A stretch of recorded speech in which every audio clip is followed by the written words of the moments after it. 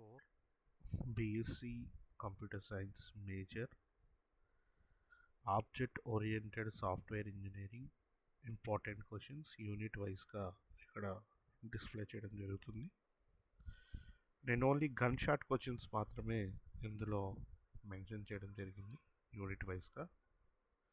first యూనిట్లో చూసినట్లయితే oops concepts, software development life cycle,